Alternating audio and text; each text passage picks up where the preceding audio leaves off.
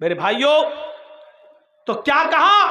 میں چاہتا ہوں کہ اللہ تعالیٰ مجھے فقیر بنا کر، مسکین بنا کر دنیا میں رکھے۔ میں ایک اختیاری دعا مجھے ملی ہے جو میں یہاں نہیں مانگوں گا۔ سارے نبیوں نے دنیا میں مانگ لی، اللہ نے دے دیا، لیکن میں نے دعا نہیں مانگی۔ حدیث کے الفاظ ہیں اختبأت دعوتی، میں نے اپنی دعا کو چھپا لیا، میں نے اپنی دعا کو اپنے پاس رکھ لیا۔ میں اس دنیا میں وہ دعا مانگوں گا ہی نہیں، میں اس دنیا میں اس دعا کو نہیں کروں گا، میں دعا نہیں مانگوں گا، میں نے چھپا لیا۔ اور کل قیامت کے دن اللہ سے کہوں گا کہ اللہ، سارے نبیوں نے اپنی اپنی دعا مانگ لی، میں نے نہیں مانگی، وہ اختیاری دعا میرے پاس ابھی بھی ہے۔ تب اللہ مجھے قیامت کے دن اجازت دے گا، قیامت کے دن اجازت دے گا۔ ٹھیک ہے، دنیا میں نہیں مانگی تو یہاں مانگ لو، بتاؤ کیا ہے؟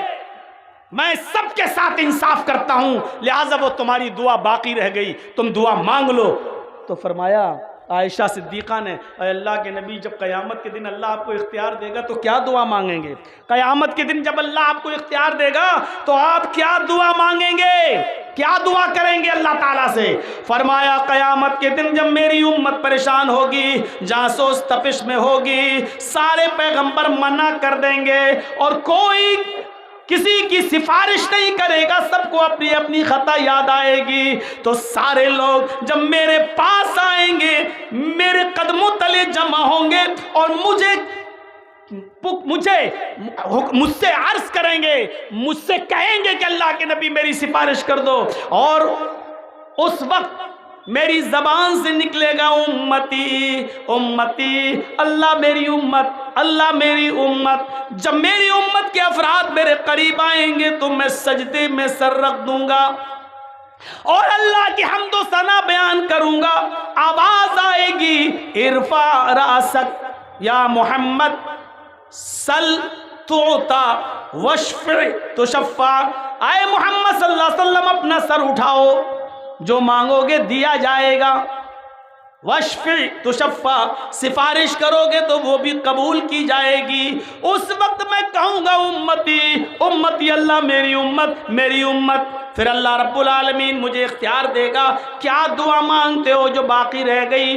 اس وقت میں اپنے امت کے گناہگاروں کو اللہ سے سفارش کر کے ان کو جہنم سے جو مستحق ہوں گے، ہم ان کو جنت کی طرف لے جائیں گے، اللہ سے دعا کریں گے، سفارش کریں گے، اور پھر اللہ رب العالمین ہماری سفارش کو قبول کر کے ان کو جنت میں داخل کرے گا۔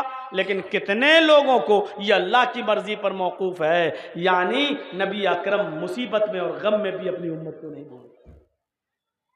جب ساری انسانیت پریشان ہوگی اس وقت نبی کہیں گے امتی امتی امتی، میری امت میری امت۔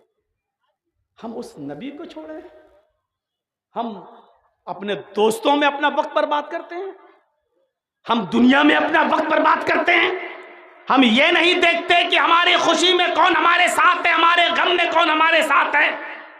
ہمارے پاس ایکسپرٹ ڈاکٹر ہے لیکن ہم جھولا چھاپ ڈاکٹروں سے اپنا علاج کرا رہے ہیں، ہمارے پاس ماہر حکیم ہے لیکن ہم جھولا چھاپ حکیموں سے اپنا علاج کرا رہے ہیں، ہمارے پاس زندگی کے اصول بتانے والا ایکسپرٹ تجربے کار نبی ہے لیکن ہم ویسٹرن کلچر پر اور امریکہ کی تہذیب و تمدن پر چل کے ہم اپنی زندگیوں کو برباد کر رہے ہیں، اپنے بیٹوں اور بیٹیوں کو ویسٹرن کلچر پر چلا رہے ہیں اور پشچمی سभ्यता پر چلا رہے ہیں۔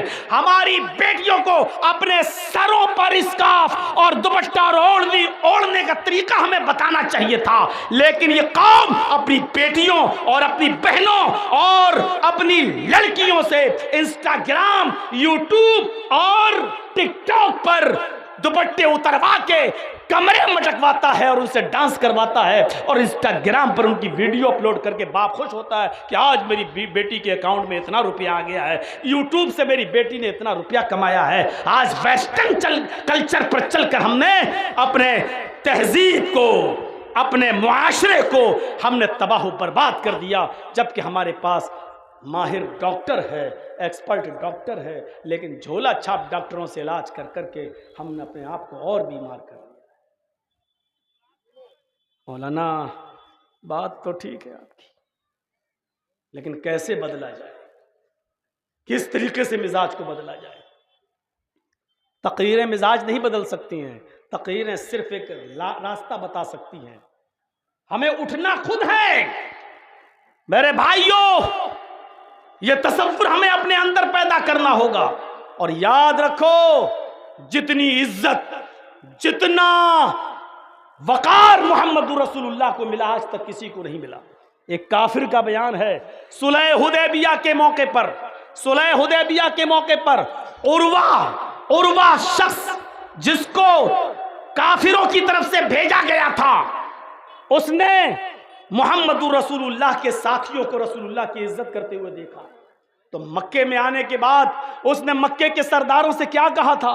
کہا تھا، عروہ نے، بخاری کی حدیث ہے، عروہ نے کہا تھا کہ آئے لوگوں، آج تک جو عزت میں نے محمد رسول اللہ کی، محمد کے صحابہ کو کرتے ہوئے دیکھی ہے، وہ عزت آج تک میں نے کسی بادشاہ کی نہیں دیکھی جو اس کی عوام اس کی کرتی ہو۔ لوگوں نے پوچھا کہ عزت کا نمونہ کیا ہے، کیسے تم نے پتہ لگایا؟ تو کہا، میں نے دیکھا ہے عروہ کافر ہے، عروہ کافر ہے، اور عروہ اپنے سرداروں کو، مکے کے لوگوں کو بتلا رہا ہے کہ میں نے دیکھا محمد رسول اللہ کو کھانسی آئی، میں نے دیکھا محمد رسول اللہ کو کھانسی آئی، کھانسی کے ساتھ منہ میں تھوک جمع ہو گیا، میں نے دیکھا محمد رسول اللہ کو کھانسی آئی حدیبیہ کے مقام پر، اور کھانستے ہوئے منہ میں بلغم آ گیا، منہ میں تھوک آ گیا، اور محمد رسول اللہ نے تھوکا ایسے، ایسے کر کے جو تھوکا تو صحابہ کرام لیٹ گئے، انہوں نے اپنے ہاتھ میں محمد رسول اللہ کا تھوک لے لیا، نبی کا بلغم اپنے ہاتھ میں لے لیا، اور اس طریقے سے دونوں ہاتھوں میں مل کے اپنے کپڑوں پہ ملنے لگے، تبرکن حاصل کرنے لگے۔ نبی نے کسی کام کا حکم دیا تو فوراً دوڑ پڑے، فوراً آگے بڑھ گئے، اور نبی نے وضو بنایا تو میں نے دیکھا کہ وضو کے بچے ہوئے پانی پر لوگ ٹوٹ پڑے اور اس کو اپنے جسموں پر ملنے لگے، اور جس کو لوٹے سے، بدنے سے پانی نہیں ملا تو صحابہ کرام کے ہاتھوں کو دیکھا گیلے بھیگے ہوئے ہیں تو اپنا ہاتھ ان ہاتھوں پہ رکھ کے ایسے مسل لیا اور اپنے کپڑوں پہ لگا لیا کہ کچھ تبرک مل جائے۔ جو عزت میں نے محمد رسول اللہ کی صحابہ کے دلوں میں دیکھی ہے، وہ میں نے کسی بادشاہ کی نہیں دیکھی ہے۔ یہ مقام تھا۔ بارش میرے بھائیوں تیز ہے، آپ لوگوں نے بدنظمی کا اب وہ شکار ہو بھی گیا ہے معاملہ، اور اب میرے روکنے سے آپ رکیں گے نہیں۔ بچے بھی ہوتے ہیں، ماں بہنیں بھی ہیں، 1:45 بج بھی چکا ہے، تقریباً مجھے بولتے ہوئے 1 گھنٹے سے اوپر ہو بھی گیا ہے، تو میں سمجھتا ہوں کہ شاید اب پروگرام کو ختم کر دینا چاہیے، ورنہ بڑا اچھا موضوع تھا، آج تھوڑا سا بولنا تھا۔ تو میرے بھائیوں، لیکن اب کیا کر سکتے ہیں، یہ بھی ما تشاؤون الا ان یشاء اللہ، جو تم چاہو وہ ہو جائے، ضروری نہیں ہوگا وہی جو اللہ چاہے گا، اس پر بھی ہمارا اور آپ کا ایمان ہونا چاہیے، اس میں بھی کوئی مصلحت رہی ہوگی، اور اللہ رب العالمین کا کوئی کام بغیر مصلحت کے نہیں ہوتا ہے۔ محبت رسول اپنے اندر پیدا کریے، اپنے سماج کو جگائیے، وینٹیلیٹر پہ لیٹے ہوئے اٹھیے اور بارات ختم کریے، جہیز ختم کریے، محبت رسول اپنے اندر پیدا کریے، نیک کاموں میں آگے بڑھیے، مردہ سنتوں کو زندہ کریے۔ اللہ رب العالمین سے دعا ہے کہ بارے الہ ہماری خطاؤں کو معاف فرما دے، اور ہمیں جب تک زندہ رکھے، اسلام پہ زندہ رکھے، اور جب ہمارا خاتمہ ہو تو ایمان پر خاتمہ فرمائے۔ وما علینا الا البلاغ المبین، وآخر دعوانا ان الحمد للہ رب العالمین۔ السلام علیکم ورحمۃ اللہ وبرکاتہ۔